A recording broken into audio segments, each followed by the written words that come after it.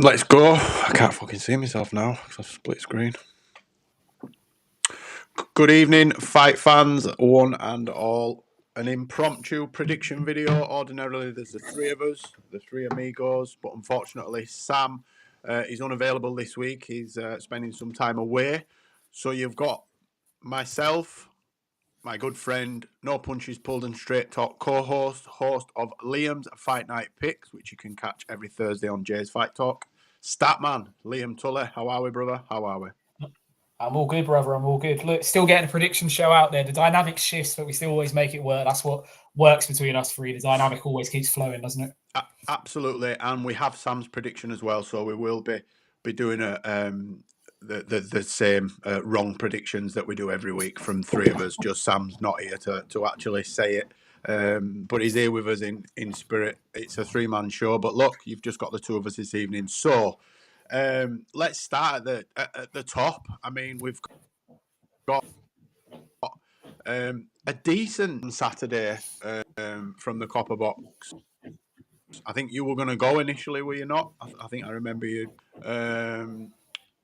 I didn't, as much as I want to see the fight. I think it was a little bit closer to home. Sheffield, maybe I may. Look, it's a decent trade card, is what I'd like to call it. What do you think of the card in general, Liam? Yeah, I mean, you've just summed it up. It is a good trade card with some exciting young prospects on it. So a lot of talk at the moment is where are the big names in British boxing going to come from in 3 or 4 years' time? Well, George Lydiard on the undercards, John Hedges, Jimmy Sains, potentially Johnny Fisher, depending on where he goes. These are the names that you're going to be hearing about in 3 or 4 years' time. So this is their night, isn't it? I mean, if Lydiard wins on Saturday, he's got a British title fight. Eddie Hearn's already said in September he's going to get a shot at Kieran Conway. Okay. Ronnie Sains is picking up a Southern Area title. So from there, we'll look at English or British. All these prospects are starting to get their opportunities. I did consider going originally, but I think out of all the cards coming up at the moment, Fabio Wardley is the one. If I can get myself sorted for, I'll be going to. Yeah, it's got a good headline, but it's a next gen card, isn't it? It's a decent trade card, but it is a next gen card, other than the main event. Yeah, but at the same time, it's the sort of cards that before the Saudi money would be getting a lot of praise. To look at all the prospects getting out in, picking up British or final eliminator for British or Southern Area sort of titles. It's sort of card that we get praised, but the recency bias of people wanting the best of the best every week from our mate Turkey over in Saudi, unfortunately, means these cards get panned, when in reality, this is as good as anything we've seen on Sky so far this year, and even Queensbury from a domestic standpoint. Yeah, I mean, let's pick John Hedges and Nathan Qualis at cruiserweight. John Hedges is being sent in here to do a demolition job. Yeah. But again, his opponent, I've only seen 4 of his fights, so I'm not going to say that I'm averse on him. I've followed his career intently, and I know this and I know that. Judging on what I've seen from his 4 performances that I've watched, he's been sent in here for John Hedges to maybe get 2 or 3 rounds and then blast him out of there. I don't know if you agree on that, or whether you've got a different take on Hedges versus Qualis. I think this is the perfect opponent for a sort of a Southern Area title fight, which is what this is. You want someone that's been around the sort of small hall scene, which is no disrespect to Qualis, where he's been. He's shouldn't get blown away in the first round unless Hedges is able to catch him. But at the same time, you shouldn't ask too many questions of the gentleman. I think John Hedges is another one of these fights, is that especially at cruiserweight, we seem to have a production line of cruiserweights in this country over the last few years. We do, yeah. From Bellew to Billum Smith, there's a lot of talk about Vidal Riley after winning the British on the Eubank and Penn card. Very impressed with him. I was very impressed with his. John Hedges is kind of that next one. I still say he's maybe 18 months away from getting near the British, but not far away. Not far at all. Look, you win this, and then you look at an English title later in the year. You're setting yourself up nicely. I agree with you. I think 4 or 5 rounds should be what John Hedges looks to do here. Look, if it goes points, then it's because he's got a tougher opponent in front of him than we're expecting. But I think we're going to see a John Hedges stoppage. Good evening, DJ Pat. DJ Pat thinks Hedges will get a UD. I'm on the same page as Liam. I think that Hedges will get him out of there inside 4 rounds. Good evening, the Mad Mitch TV.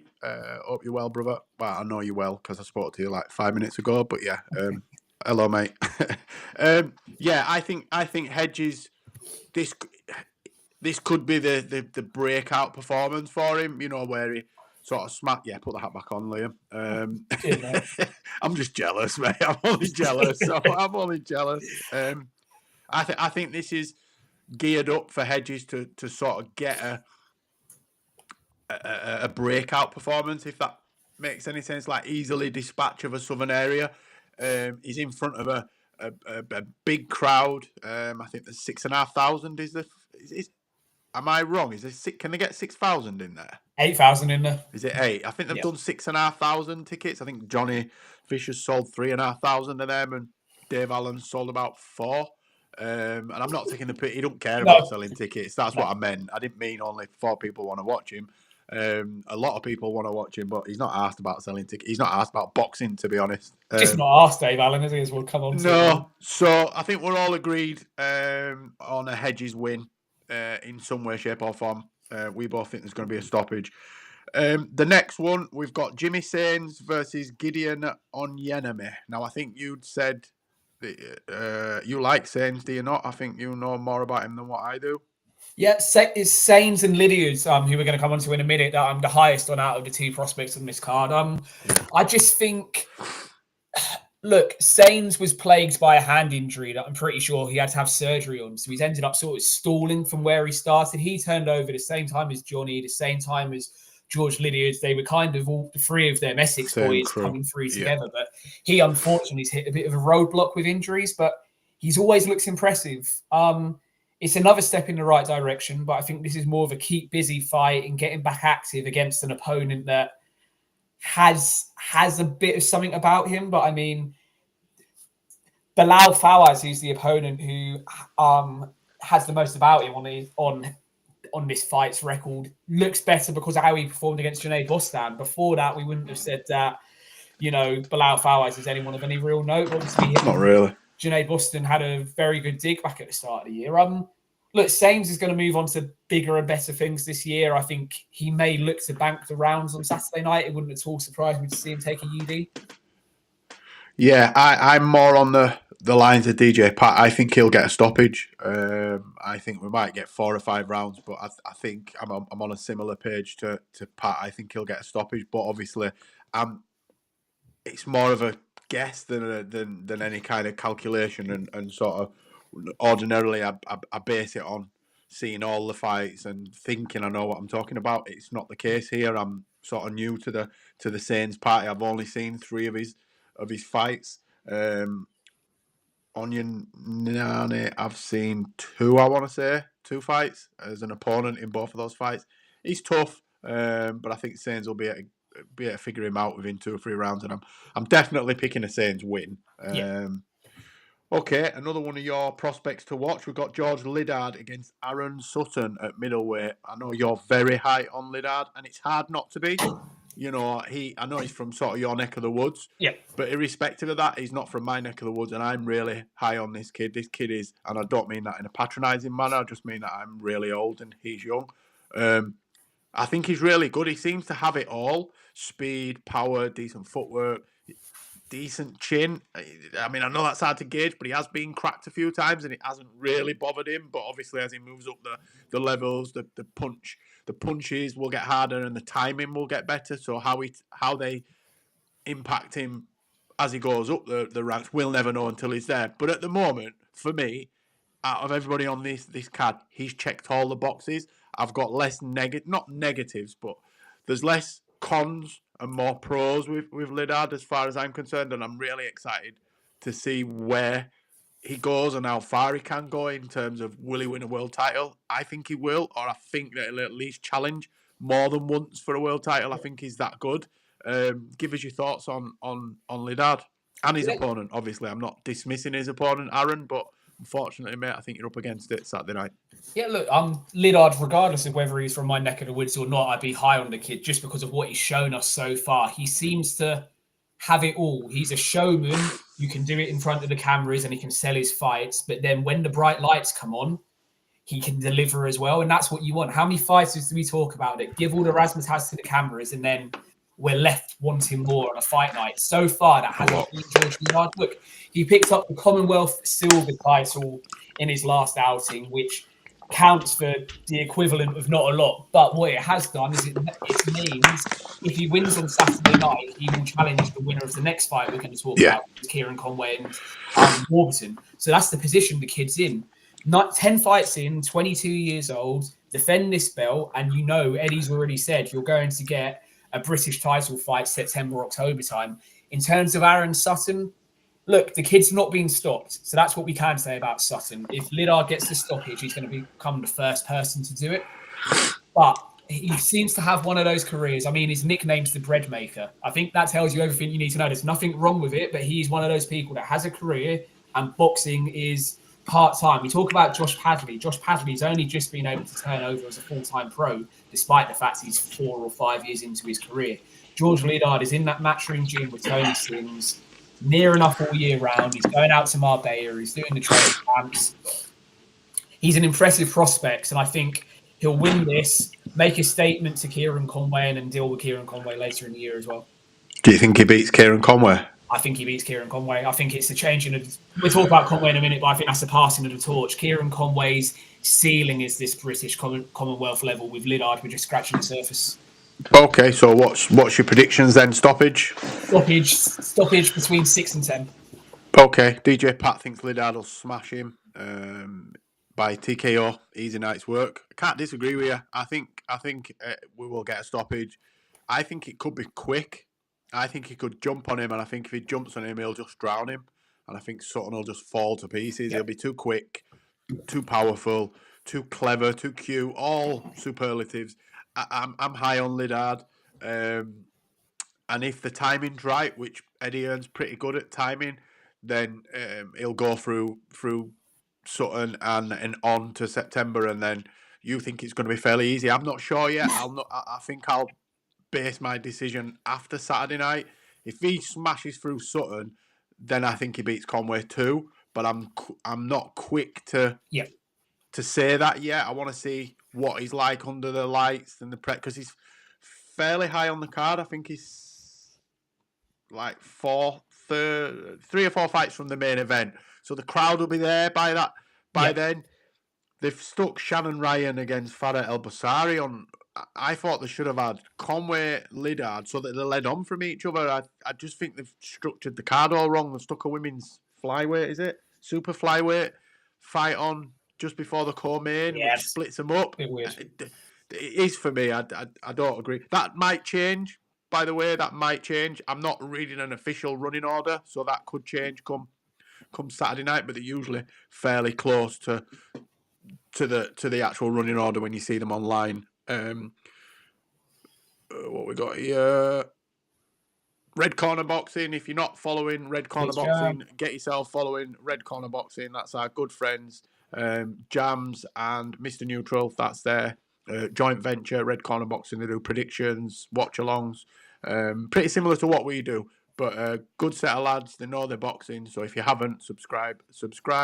Yes, Jams, thanks for tuning in, mate. We're well. Hope you are too. Next fight then is Shannon Ryan versus Farah El Basari. I'm not going to lie, I know absolutely nothing about Farah El Basari. Liam, Statman, help me out, brother. I can't, mate. You know what this fight is. This is Shannon Ryan looking to bounce back from losing a British Commonwealth title, isn't it? This is still what it is. Still, I mean, she said at the press conference again half an hour Who beat her? Was it not Cooper? Oh, God. It wasn't Emma Dolan, was it? Can't remember. We watched it. I'm pretty sure we did. But regardless, Shannon Ryan's repeated tonight that she doesn't feel she lost that Commonwealth title fight. I mean, for me, she did. I do remember I'm doing a watch along for it. Emma Dolan, no, you were right first time. Yeah. She did lose that fight. She lost that fight fair and square. There's no robbery there. So 7-3, 8-2 kind of thing. So anyway, she's on the comeback trail. She's another 258 managed fighter. So that Anthony Joshua link, which obviously keeps her tied in with Matchroom because of all of that. And It's difficult because, as we say time and time again, the strength and depth in women's boxing isn't there. So they get Commonwealth titles, world title fights earlier than the George Liddards, the John Hedges that we've just been talking about do, if that makes sense. So it's still really hard to gauge where Shannon Ryan's at. Look, she could still go on to pick up a world title, but we need to see what lessons she's learned from the Emma Dolan fight, because her footwork was sloppy. There was very little head movement, and there didn't seem to be a plan B. This opponent on Saturday is tailor-made for her to get through the 8 rounds and pick up a points win. But we've seen Tasha Jonas bouncing back from a defeat a few years ago before her run. Very well. She took on an 8-rounder and she ended up getting stopped, didn't she? So strange things have happened, but I'd expect Shannon Ryan to win it quite comfortably on points. Yeah, I mean, I'm going to pick Shannon just on bias in terms of I know more about her than her opponent. You know who she is. Yeah, and I can't see him putting her in a tough, not like it's fixed or anything like that, but you know they've picked an opponent that they're expecting her to beat for a comeback. Last thing you want to do is kill your prospect's confidence, and if they put her in there in a firefight with somebody that's fringe European, fringe world level, and she gets beat, it could absolutely finish her off. Let's have a look. DJ Pat, Shannon Ryan will go up the gears and KO her opponent. Next after this fight for some domestic titles. I don't think she'll stop her. I don't think she hits hard enough to be doing that. I think if anything, she could wear her down. Maybe again, 2-minute rounds. It's not long enough to. How many stoppages do we see percentage per year? 10, if that. Yeah. Women's boxing, it's not high, is it? There's so I agree that she'll win. I don't think she'll stop her. Let's have a look. I think it'll be points. I think it'll be comfortable enough on points to sort of get the confidence back. Yeah. Who was the British middleweight champion? I think it was Bacon. Pretty sure before it was that, Bacon. Though, who had it before? Was it 160? Wasn't Denzel Bentley, was it? No. Was it? We going over to men's now when we talk. No, I'm on about the men's. Sorry, I'm on the next fight. Oh, Kieran British, Conway. Yeah, sorry. There we go. Right, yeah, Kieran Conway. Kieran Conway. Denzel Bentley picks up the British and Commonwealth for Brad Pauls, and now that's vacant. Kieran, Kieran, because he's number 1 for Janabek, isn't he?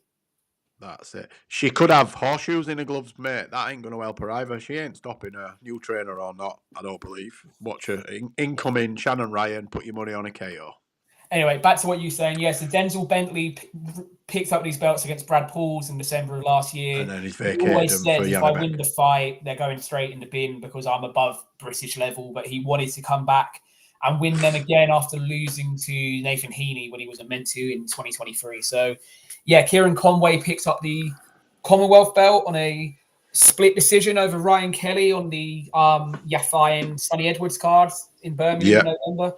I was speaking to Darren about it, and he said on my show last night, and he said, with Kieran Conway, you almost are waiting for him to move through the gears more. There's always first and second gear quite comfortable. But when you want to see him put his foot down and sort of not go for broke, but look to properly nail an opponent, we never seem to get it from him, if that makes sense. And nope. Look, Jerome Warburton, we see it time and time again, a fighter that isn't attached to a promoter coming onto one of these cards and picking up a British title. It's not beyond the realms of possibilities that Warburton can do that on Saturday. However, I just think if we get down the stretch in the fight in those championship rounds, Conway's been there and done it more often. The Ted Cheeseman fight, there was a draw back at York Hall 5 years ago.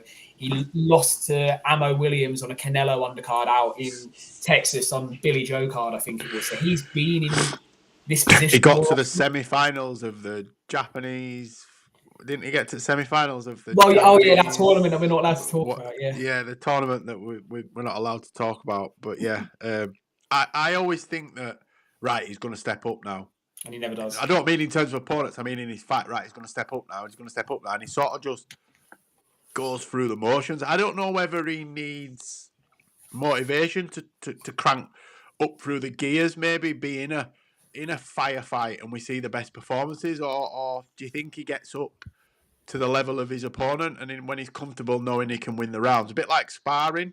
I've watched thousands of rounds of sparring over the years, and you can see when a fighter coasts because he knows that he's got the edge on speed and power, and he's not worried about what's coming back. Rather than opening up and going all out, they sort of coast through, just getting a feel. And Kieran gives me that kind of feel, like he's always got more to give. I've said it about, I think I've said it about Chris Congo as well before now, that he seems to look like it's easy for him and he could step it up and maybe get him out of there, but he doesn't seem to be bothered about doing it. And I don't mean like he don't care, but he just, maybe he don't want to take unnecessary risks as he sees it in doing the things that he needs to do. Because we all know that unless you catch someone unawares, you've maybe got to stand in the pocket.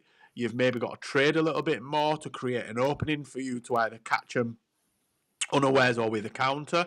Maybe Kieran doesn't feel confident doing that, or just doesn't want to do that, put himself at harm's way if he knows he can win. You know, if he gets to a stage where he thinks, I've got this, and he can course for it. Mayweather used to do it, and I'm not saying Conway and is any way, shape or form a replica of Mayweather or as good as Mayweather. What I mean, I'm using that analogy because Mayweather coasted through the last 12 of his fights in his career, pretty much. Once after round 2 or 3, he knew he was, he knew he had the beating of them. He didn't exert himself to get him out of there. The only time he got somebody out of there was Hatton and Ortiz. Ortiz, we know what happened. Hatton, he just beat. So yeah, I if he turns up and puts it on him, I see him getting Jerome out of there. There's nothing on Jerome's record. No disrespect to anybody that's gloved up. You've done more than I could, but there's not many names on there that you'll recognise. Flipping Kevin McCauley was one of the first names that jumped out on his record, and he's lost over 100 fights. Kevin, you know, that's in no way, shape or form meant as a diss. What I meant is, you are the most recognised, or Kevin is the most recognisable name on his record, and he is a career journeyman.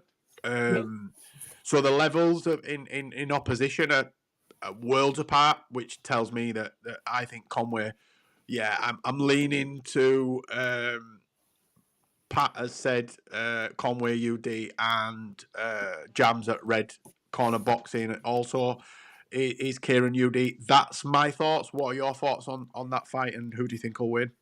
My thoughts are similar, mate. You want to see more from Kieran Conway, and I've already said earlier in this show that I think George Liddard beats him if and when they fight later this year, and that's based for all the reasons you've just given. George Liddard will move through the gears, as we're hopefully going to see on Saturday night, and finish an opponent when the opportunity's there. Kieran Conway doesn't seem to have that killer instinct. Even, against Ammo Williams, he had a couple of good rounds in the middle against Ammo when he was still in the fight, and you just went, right, now jump. And if you watch back that fight, you'll see Eddie Hearn at ringside and was like, well, now jump. Wanted him to go. And it just never came. It never came. The Ted Cheeseman fight that was a draw was a classic British title fight, but it was there for Kieran Conway. He allowed Ted Cheeseman in that way that Ted Cheeseman did during that time. Cardio, come back into the fight. I just think he'll win this. Unless Warburton has the night of his life, he'll win this. Probably, 117, 111-ish on the scorecards. Comfortable. Yeah, you just don't... Look, he would then have to make not some changes, but he'd then have to show something that I don't think he has against the younger, fresher, hungrier fighter in Liddard next time out. Yeah, as I said, it all depends for me what Liddard does on Saturday night. If he blasts through Sutton, then I think he could do similar to Conway. I think he could put it on him and get him out of there. But if he not labours to a points win, but wins a comfortable-ish points, then I could see him getting outpointed by someone like Conway. Because Conway's, I think he's longer, possibly a bit taller, isn't he? Yeah. So I think it could work in his favour, and he could manipulate his way through a 12-round points. Whereas I think Liddard, depending on what he does on Saturday, will change my opinion. I think could stop Conway. I could potentially just blast him in 3 or 4 rounds. But I'm intrigued. I'll know more Saturday. I think I'll know a lot more Saturday. Yeah. I think last thing I'll say on the matchup, if it's a 12-round fight for Conway and Liddard, you'd favour Conway because he's been there and done it, if that makes sense. But at the same time, it could be that Kieran Conway's the perfect stage, the perfect opponent for Liddard to say, hey, look, I can do a 12-round masterclass. We don't week. know You until just we don't see know. it, do That's we? what it is with prospects. Until they step up. Look, Saturday will tell us a lot. Kieran Conway can make a strong case that he's got too much for George Liddard by having quite a comfortable points victory. And Liddard, if he gets an impressive stoppage, could make the case for the changing of the guard. I'm intrigued by it. It's because there's a lot. That's why I think they should put those two fights on straight after each other. You could have Liddard sat in his kit ringside, ready to jump on afterwards. They have a bit of a to and fro on the mic afterwards, and it builds it up for a card for a fight that potentially could stand alone. Where they're from? So one's Essex, and Kieran Conway's from down south somewhere in there. Is it somewhere like Northampton or Wolverhampton? Not Wolverhampton, Northampton or somewhere like. Let me have a look. Look, it wouldn't surprise me if this fight ends up back at the Copper Box As a headline. Friday night, next gen sort of show. It wouldn't at all surprise me if this ends up back at the Copper Box. Kieran Conway, where are we?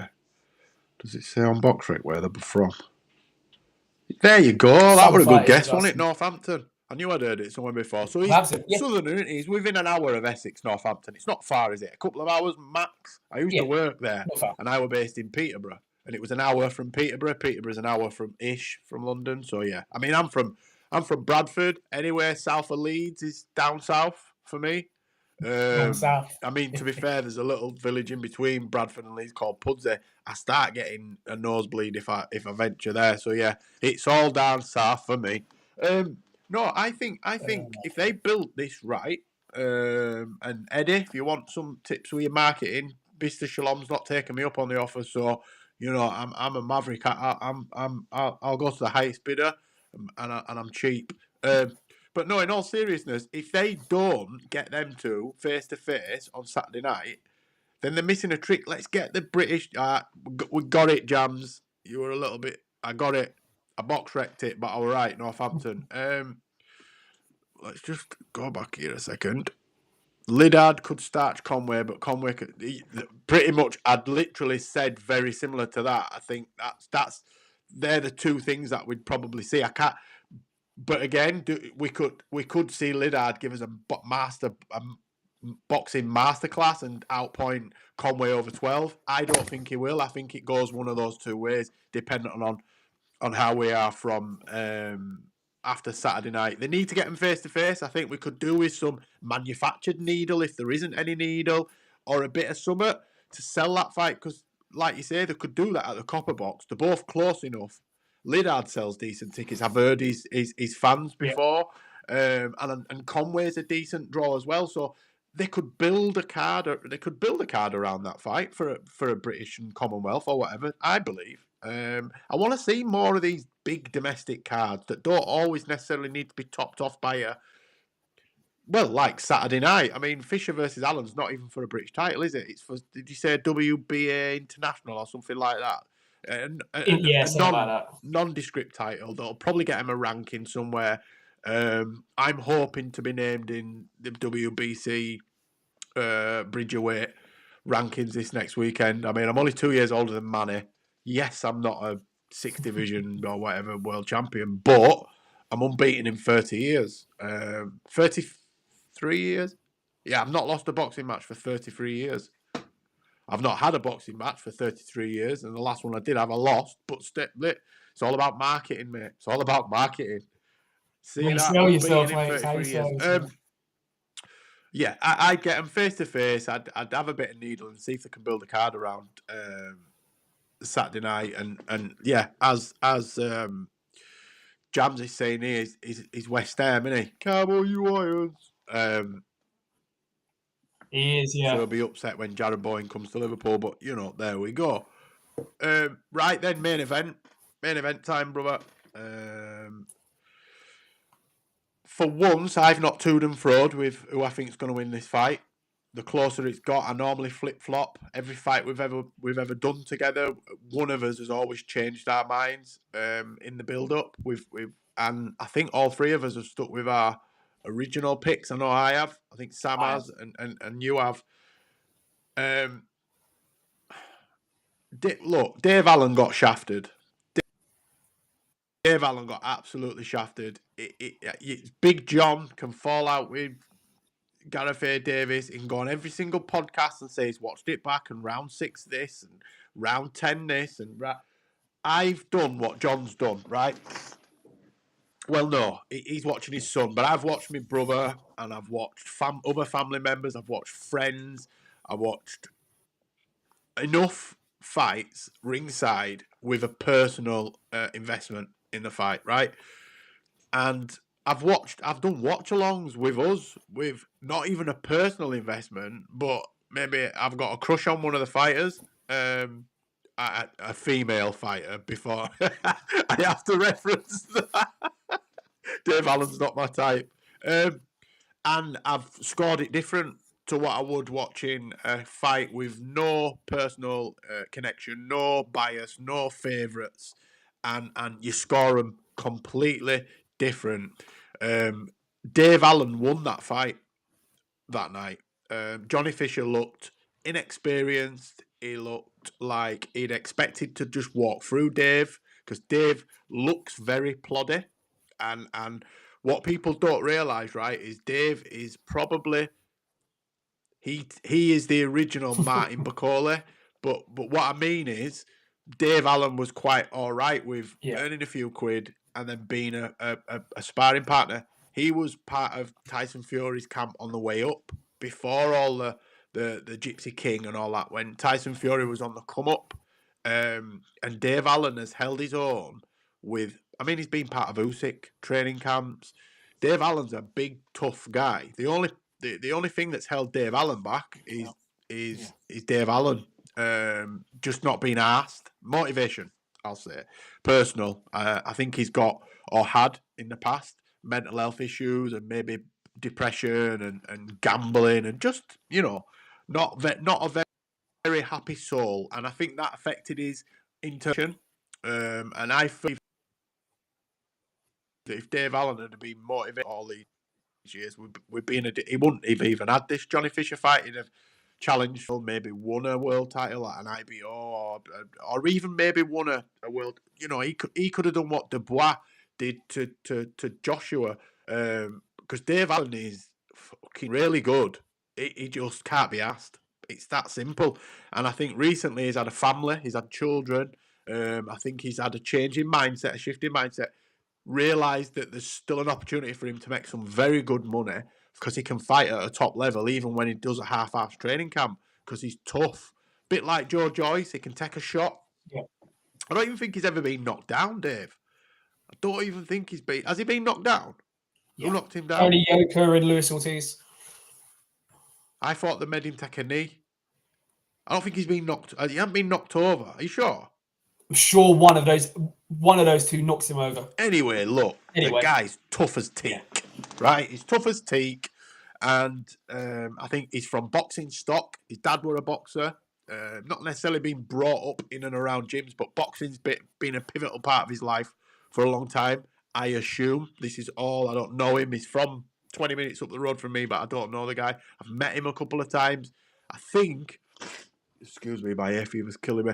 I think he was promoted under Dennis Hobson at some stage in his career, and I think he was on a show when my brother Liam Cameron, there was a few on a show, and I think I've been around him a few times, but he wasn't as the White Rhino in terms of the personality that he is now on top of his boxing, and he's cornered a niche market for himself, and it's fantastic. I personally, and I will give you a chance to speak in a minute, Liam, I personally think he's going to walk through Johnny Fisher on Saturday night. I think he's going to walk through him. What do you think? Yeah, right. Let's go right back to the start, and we need to, but because it's out there, we need to say this. When Johnny Fisher and Dave Allen was announced, it's fair to say the three of us weren't overly infused with it being on a Saudi. Can't disagree, Jones. But we did. Sorry. But we all did caveat that with, but if Dave Allen can turn up like we've seen him do at points in his career, he can make it a difficult night for Johnny Fisher. We all threw that caveat there, but we all thought, look, the last time we saw Dave Allen was Fraser Clark, and we know what happened in the Fraser Clark fight. He quit on his stall after 6 or 7 rounds. So that was the image we had of Dave Allen, and we said, okay, we know what they're doing, but why is this on a Saudi pay-per-view? Anyway, fast forward to fight night.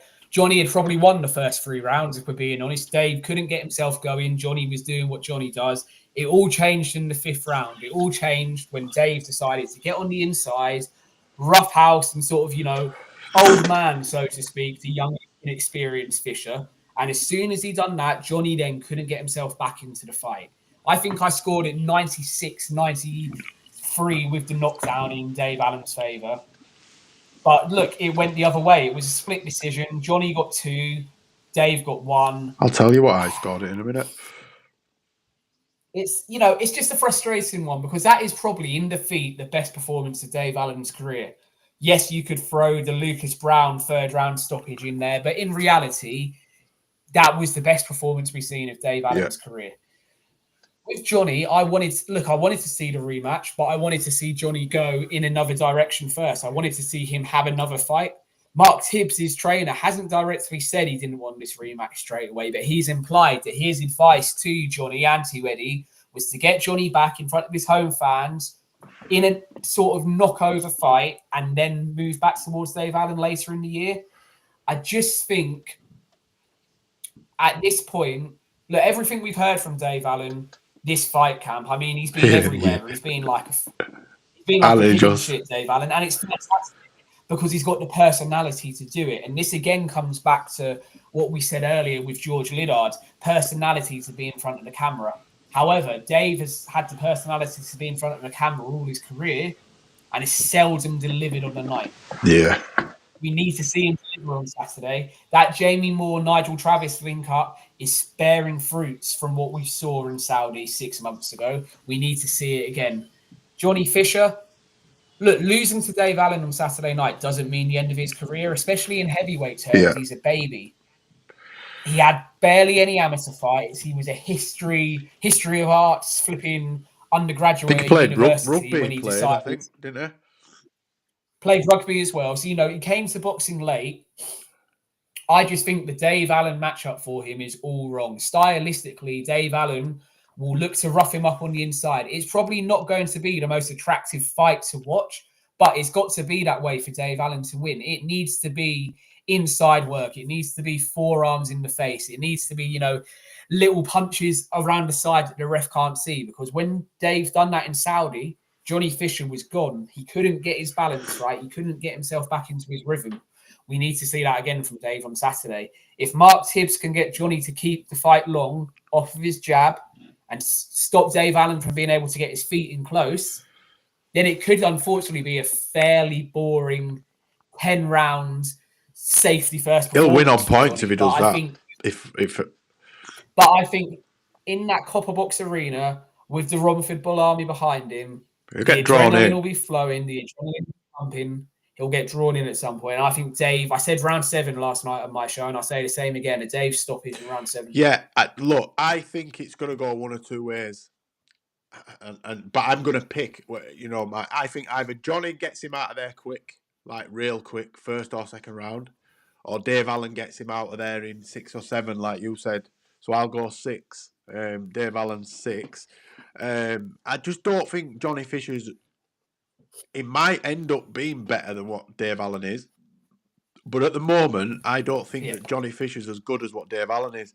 Dave Allen's a decent level. Dave Allen at the nick he's in now is European level. He gives most heavyweights in Europe. Like you could put Dave in with Caballel, Hergovich, Dubois, Joshua, Fury. I mean, he won't fight Fury as his friend, but he gives them all rounds, and could beat any of them on his night by getting a knockout, like the way he knocked out not Tony York, Webb, the overhand. He gets in close, Webb, similar to Chisora, but Dave's a lot cuter with his work. Chisora's more marauding into Allen's.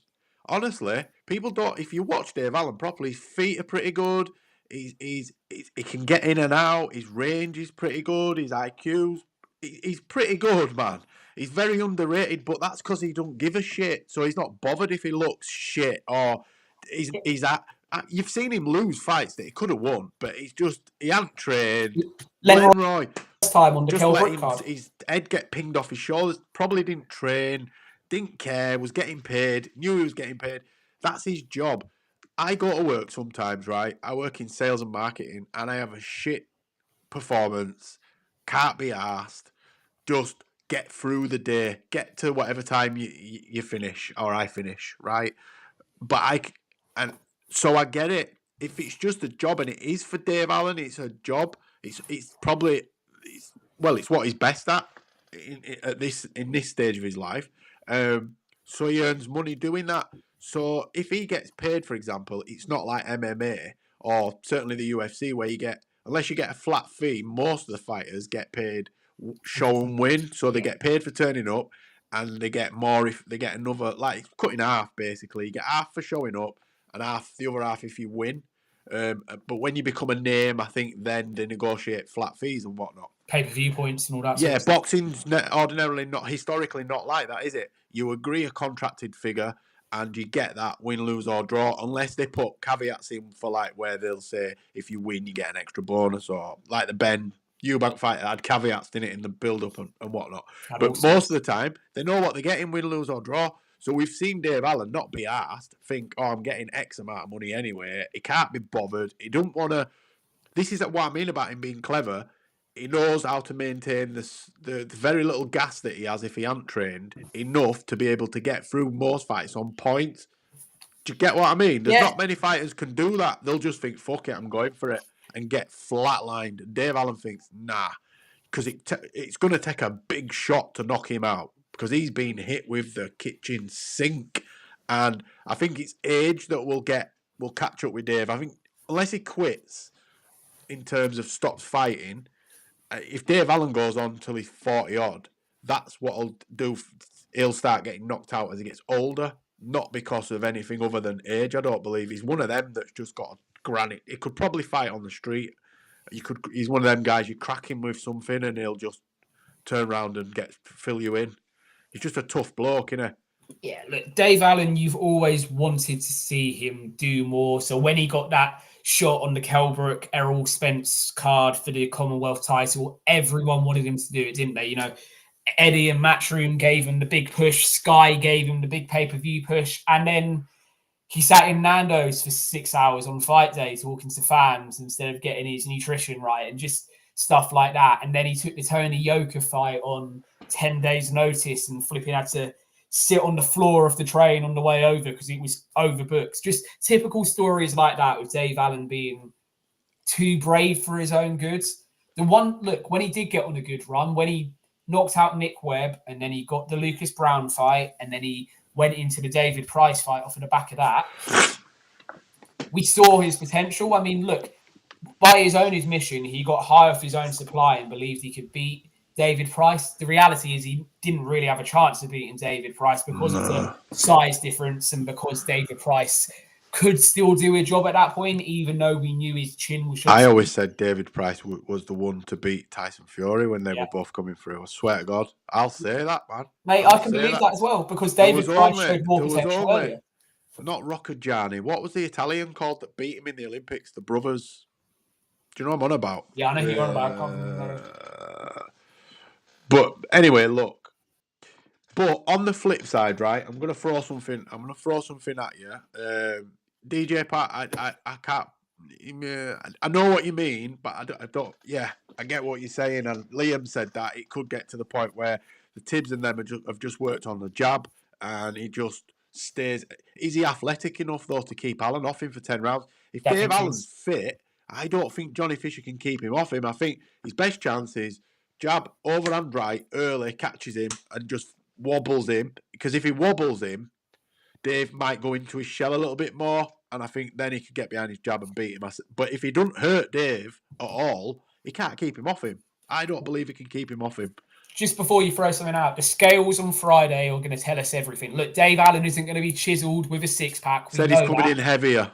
Yeah, but if he comes into a similar shape as he did in December for the first fight, then you'd see that as a massive win for Dave Allen because he shows that he's had a training camp and he's in shape. Yeah. Scales never lie with Dave. You can always tell by how he's looking on the scales what Dave Allen's turning up. Do you know what's just gone through my head as well, right? And I'm going to reference a UFC fight champion, but I don't mean Dave Allen's flipping anywhere near like this, right? But John Jones, right, one of the greatest of all time, has openly admitted that some of the best performances we've ever seen are the Gustafsson one is one of the greatest fights in certainly UFC light heavyweight history, we'll say. Yeah. It was just blood and guts and thunder and whatnot. And John Jones openly admitted that he barely trained for that fight. I think he was on whatever substances you take up your nose, and hookers and drinking and partying, and apparently did similar in lead up. So he'd have blowouts very close, like within a week of all his fights, because that way in his head he could always go and reference that if he lost. Yeah, it's always an excuse. It was an excuse. Yes, but basically he'd become comfortable in the fact that he might lose, and I think Dave Allen accepts that. He has to. He's lost, but I think he's comfortable in knowing that there's a chance he could get beat. But John Jones, I don't believe would be. I don't think he fights as good when he does this. John Jones puts this soft voice on and he mentions God all the time. And John Jones is a fucking bad man. He's one of the baddest men on the earth. He likes coke and strippers and cheating on his wife and fucking guns. And when he's doing all that, he's flipping beating them all. When he's not doing that and he's praising Jesus, which I'm not saying religion is. Don't come at me with shit about religion, right? Because I'm not. What I'm saying is, when he becomes this clean-cut guy, it doesn't work for him. Takes that edge off him. Is Dave Allen in athlete mode, locked away from his flipping family, eating, sleeping, dieting, and that? Does that take something away from Dave Allen and make him more beatable than if he can find? I think Dave Allen needs to find an equal balance of normality and athlete. And if does that make any sense to you? Because he could have the best training camp he's ever had in the lead up and get chinned inside 2 rounds, and I would not be surprised if that happens because it could take something away from him. I'm not saying it has, but do you think it could?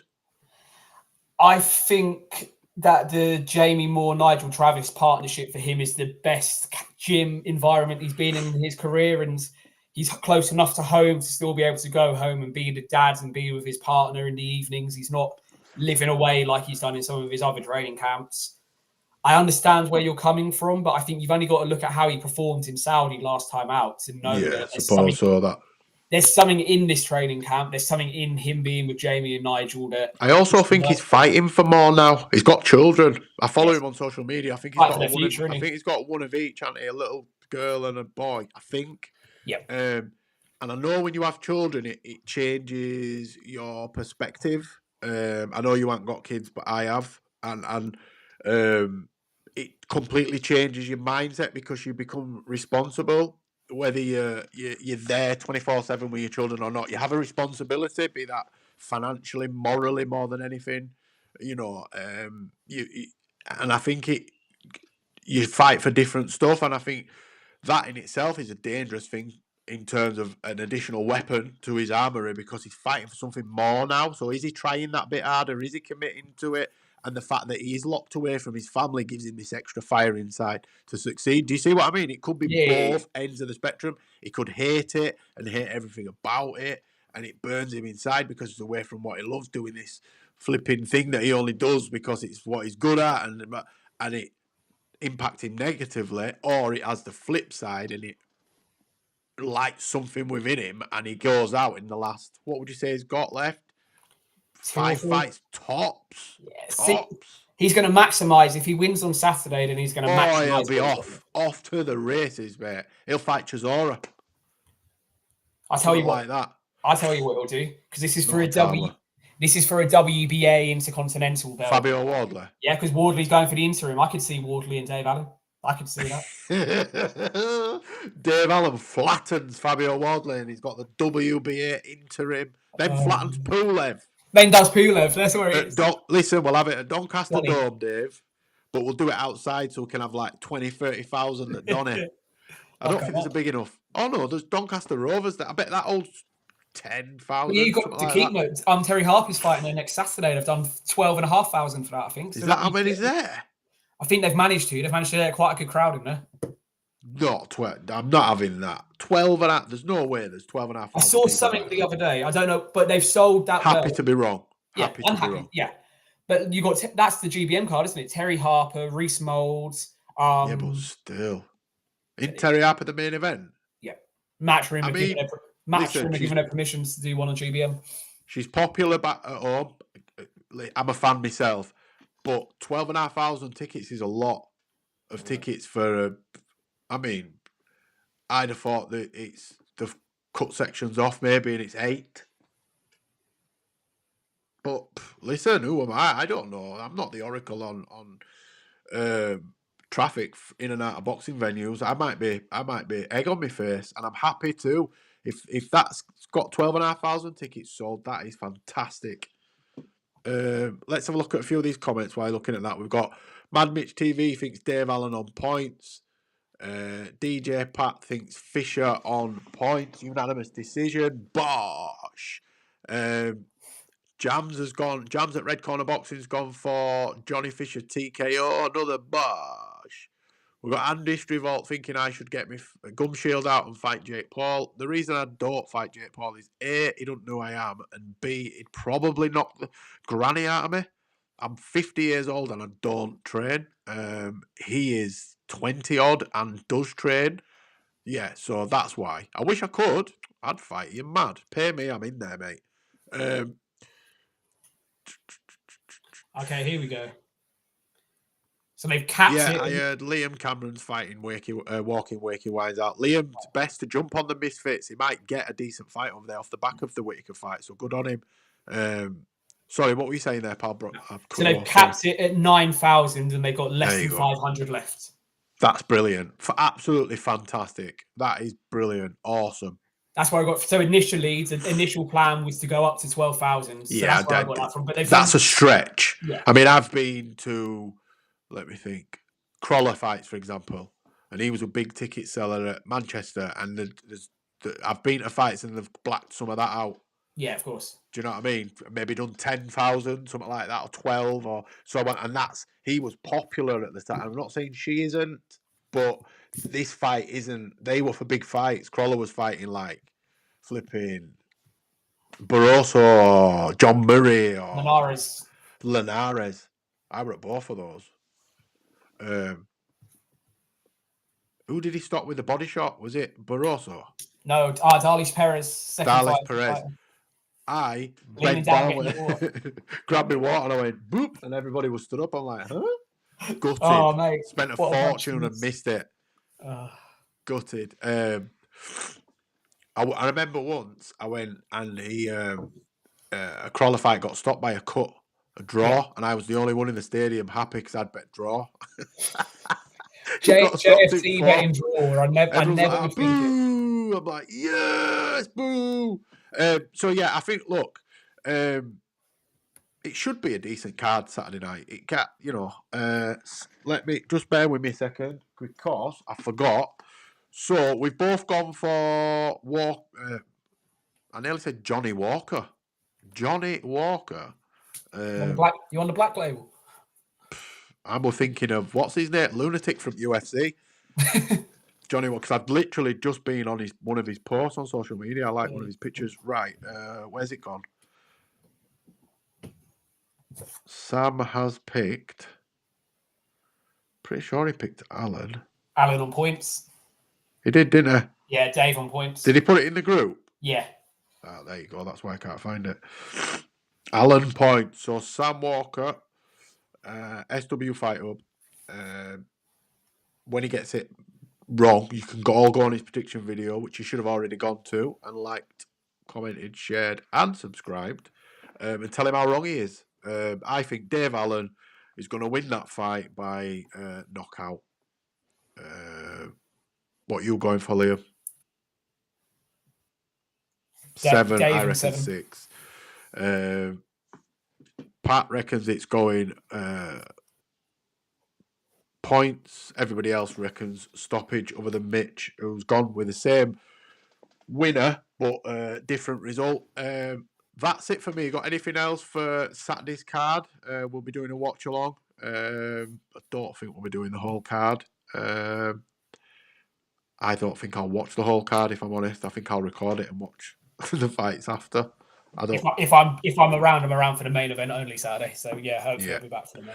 But No, nothing else, mate. Look, it's a solid domestic card that's got some matchups for later in the year, which is what you want in boxing. No one likes dead end fights where you can't see where the winners are going to go. At least on the undercard, because there's 3 middleweight fights, we're seeing a path for those winners and losers potentially in those fights for next matchups. And it looks like Harlem Eubank and Jack Catterall's been announced. I don't know how I feel about that fight. That's a risky fight for Jack Catterall. I mean, he should win that fight. He should win that fight. He should. But I don't know how good Harlem Eubank is. I always sort of dismissed him. Yes, Pat, take it easy. We'll see you on Saturday.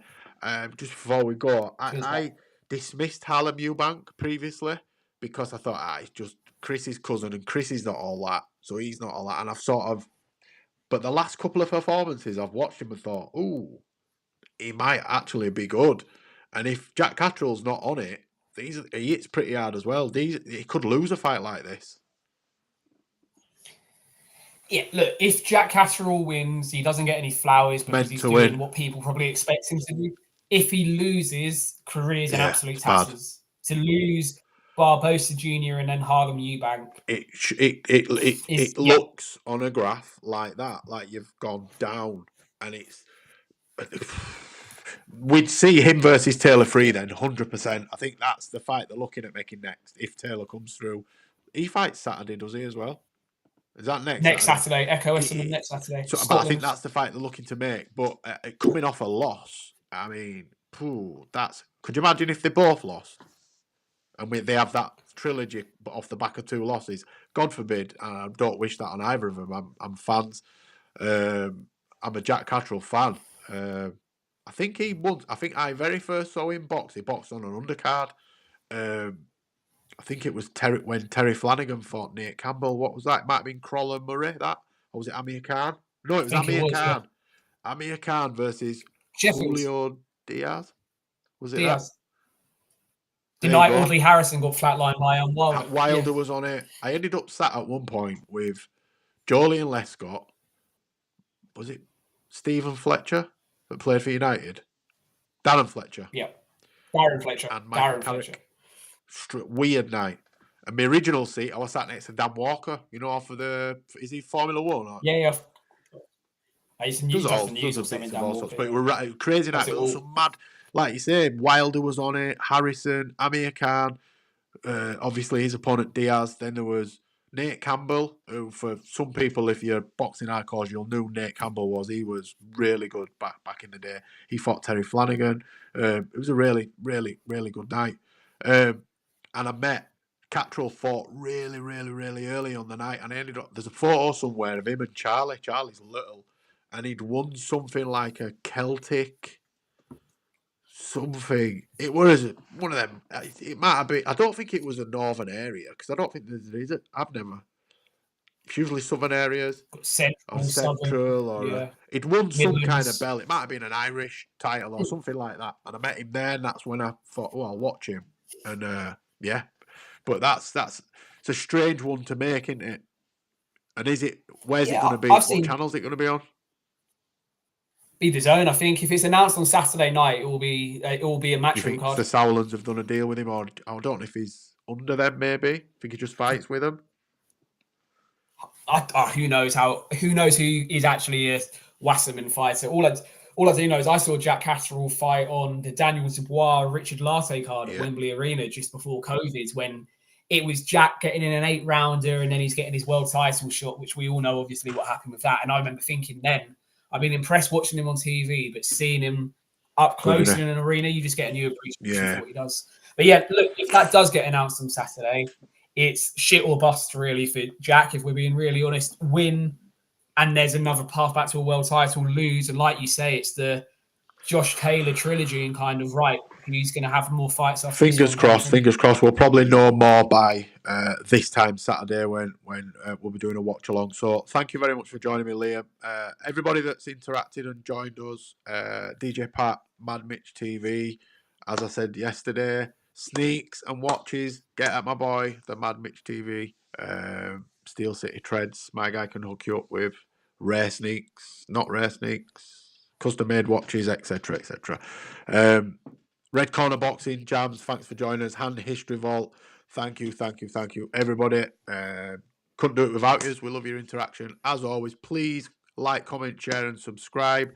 You can get me on more social media platforms at Jay's Fight Talk, or I think I'm on JMurphy_2 on Instagram, I think, but you get me on X. You got Liam_Tully9, my co-host for the evening. Liam, thank you for allowing me to chew your ear off about boxing for an hour. You can catch Liam's Fight Night Picks episode. This week's episode with Sir Chat A Lot of Boxing went live. I think it was lunchtime today, with Liam's predictions from for the card that we've just re-predicted. So I appreciate you going through it all again with me tonight, brother, with this impromptu prediction. So until the next time, we'll be back for Straight Talk later on in the week if we've got anything left to talk about. Thanks for joining us.